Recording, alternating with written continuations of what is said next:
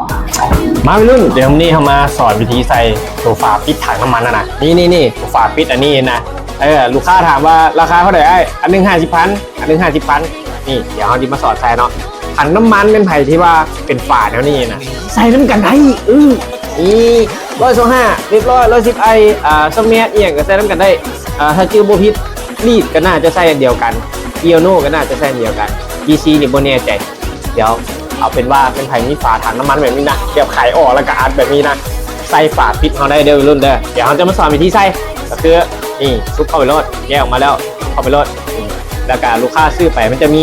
เกี่ยวน็อตนี้2ตัวนี่เกี่ยวน้อยๆนี่นี่หันใช้บนหูนี่หันใช้บนหูนี่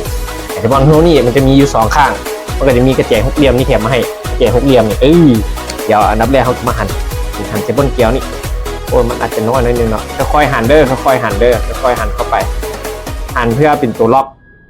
มันจะช่วยให้ฝาถังน้ำมันเวลาเขาบิดหั่นมันจะโบเคลื่อนไปใส่แล้วมันก็จะล็อกอยู่กับที่หั่นตัวนี้เข้าแล้วเราก็มาหั่นอีกฝั่งหนึ่งนี่มันจะมีได้2น็อตแถมให้ได้วัยรุ่นเด้อแถมให้ทุกอันเป็นไผ่ที่ว่าสร้างน้ำเฮาก็จะมีตัวนี้แถมให้หั่นเรียบร้อยแล้วแล้วก็ใส่หกเหลี่ยมที่เขาเจ้าแถมมาให้นี่หั่นเข้าไปเลยนี่หั่นเข้าไปหั่นเข้าไปเพราะตึงๆมือก่อนหั่นเข้าไปเพราะมันล็อกอยู่ก่อนนี่หั่นเข้าไปนี่หั่นเข้าไปเรียบร้อยแล้วเดี๋ยวมันยังขยับได้อยู่เดี๋ยวเขาแปลงมาหน่อยนึงแล้วเขาก็หั่นให้มันแน่นๆเลยแปลงมาหน่อยนึงก็หั่นแน่นๆเลยนี่ล็อกแน่นๆรถล็อกแน่นๆล็อกให้มันแน่นๆบ่ซั่นเวลาเขาขันฝาถังน้ำมันออกเวลาตอนเติมน้ำมันเดี๋ยวมันสิรุดเด้อวัยรุ่นนี่ล็อกแน่นแล้วนี่จะเป็นแบบนี้เนาะแล้วก็เอาไปปิ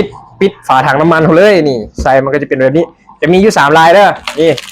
มีอยู่4ลายเนี่ยมีสีแดง